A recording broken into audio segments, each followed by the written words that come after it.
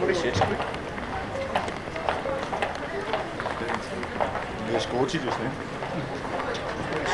Family business which has been here, I don't know how many hundred years, but Mr. Gillam and the family still have this shop, and you can see, as you look in the windows here, it's virtually unchanged from the time Stan was here. Now the interesting thing about this is that Beers, the original toffee, was made in Ulverston, and on the front here it says manufactured in Ulverston and London. So Ulverston in those days came before London, actually in this tin anyway. And also there's a little model or picture of Ford Monument, a thing I'll be telling you about in a minute. So this is where Stan used to come with his granny. In the museum you'll see there's no parking here. This, by the way, is from Laurel, Wigan. 3 cheers for Stan. Where's Stanley? Stan Houghton is in there. You'll have to come this, that's no entry. You'll have to come this way. And actually it's still warm from Stan's hand.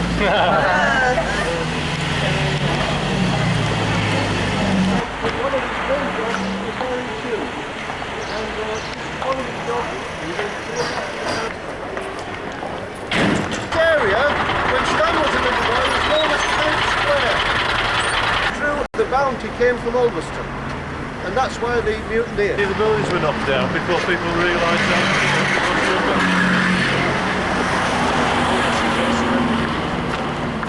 Right, folks, schools. There was a fee-paying school, and for that they had to pay a penny a week to go to that school. That was quite a lot of money in those days. This school here is a free school. If you look at the inscription up above, you'll see that this was where the poor children of the town went. So there were only 2 schools at the time. Now we also, of course, have the Stan Laurel pub. The history of that is that it was called originally the Britannia pub. It was one of Hartley's pubs. Hartley's brewery, by the way, owns 55 pubs.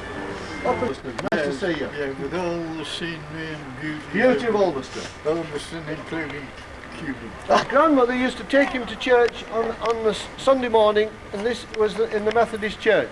Now, interestingly enough, if you look above the spire, you'll see that the cross on the top of the spire is missing. Now, you can imagine that the cross on the top of that spire weighs at least 400 weight. And it's gone, it's missing. But it turned up one night, very late and dark night, in the Laurel and Hardy Museum. So the spire cross is in the Laurel and Hardy Museum. If you don't believe me, you go and have a look for yourself. The children of the school here used to play in this area. There was no school playground.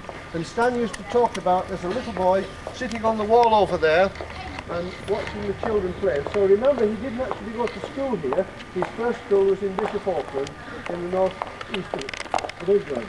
Now, Stan's Uncle John lived in this. There's 1, 2, 3. You see the 4th bay window, the red one, just before the green one. That is, was the home of a man called John Shaw. Now, John Shaw was Stan Laurel's uncle, Uncle John. Remember, the family of Stan Laurel, there was his grandparents, whose home we're about to see, where he was born. There were 2 daughters. There was Margaret and there was Sarah. Sarah married a man called John Shaw, and he was the grandfather of Nancy Wardell. You no doubt in your time met Nancy. So Nancy Wardell's grandfather lived in that house there. Now the interesting thing is that in letters that Stan's written to relatives in the town, he talks about his Uncle John. His Uncle John lived here, and then they went to Sorry near Hawkshead and had a little general's shop. And then from there they went down to Batley, near Batley Dewsbury, where of course Nancy now lives. And one of the interesting things that Stan talked about his Uncle John was he showed him the easy, easy nosy, and also the finger wiggle. Can you do that? The easy, easy nosy. Come on, show him. Come on, show him. I'll show you how to do it. Can you not do it? Try. And incidentally, by the way, Stan had red hair. So, and he had a bicycle, so you never know where he used to get to. But this is very important because, as I say, his Uncle John lived over there, and he was born blind. And the yard, of course, and the house is virtually unchanged from the time Stan was here. Clothes were boiled up and they washed them, and then, of course, they rinsed them and put Dolly Blue in to finish off the thing. But Stan used to mangle for his grandmother. But one of the things was that in the wash house, his grandfather was very strict, and he used to lock Stan and the other kids in the wash house for hours on end if they were naughty. It was pitch black in there, so they were basically, in a way, locked away. The other thing was that when Stan ever came out of the wash house after his long stint, it was supposed to be a punishment, he was always smiling. And his cousin Mary used to be amazed at how Stan used to be tolerant going in the wash house. And Stan said, it's no problem. He said, while I'm in the wash house, he said, I've stashed away candles and comics. And he said, I catch up on my reading. And that is exactly true. What it was no problem for Stan to go in the wash house, because all he did was sit there or sit down somewhere with his candle, reading comics till the time was... This is where he was supposed to be locked in the shed, you know. My husband now sitting next to him. He's collected those are his collection. We going? You can go in and take them with you.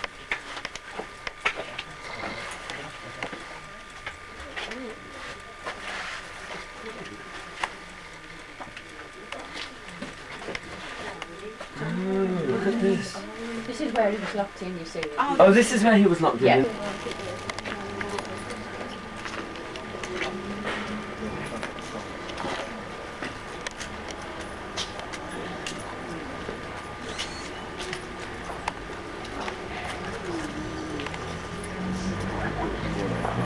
Then when we all get round, what I'm going to do is when everybody comes round, tell you a little... He would be standing up there when he was a little boy. This is just the place where he would play.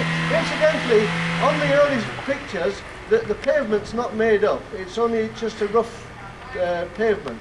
But the book is available, and it's well worth seeing because it shows you the house. Incidentally, in 1947, Laurel and Hardy were doing a tour of the theatres of the Moss Empire group, and they actually were playing at the Winter Gardens in Morecambe. They actually stayed at the Elms Hotel Morecambe.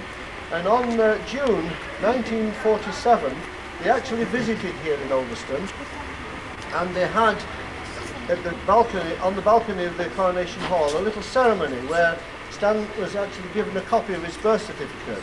Afterwards they went up to the Golf Hotel for a meal, but Stan remembers very much, and they actually had a photograph taken in front of the house here on these very steps.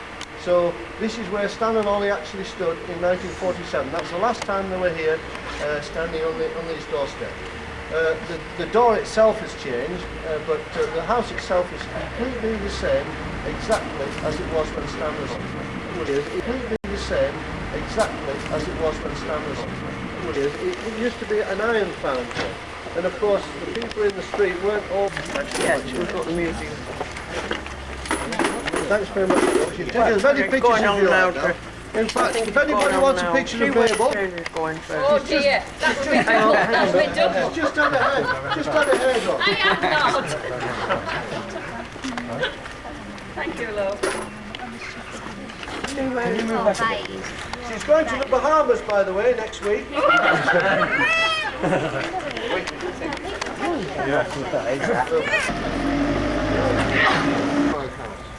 It's exactly a mile from the sea. And it normally has been open to the public, but they've had a lot of problems. In 19...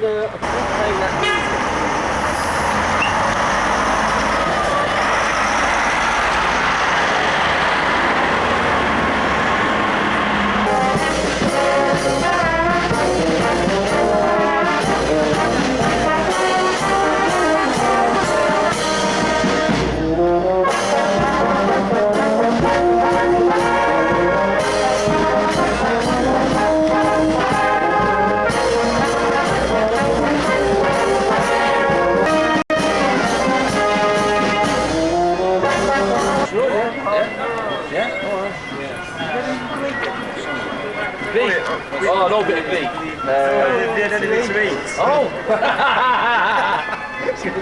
we had breakfast. Yeah. Oh, we're all right. I'll stand on the morning. I want to try and get this.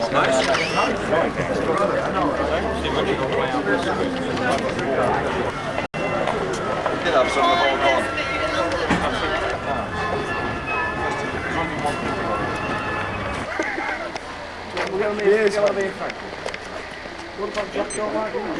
It'll catch you up. No. Lotto? I bet you're not.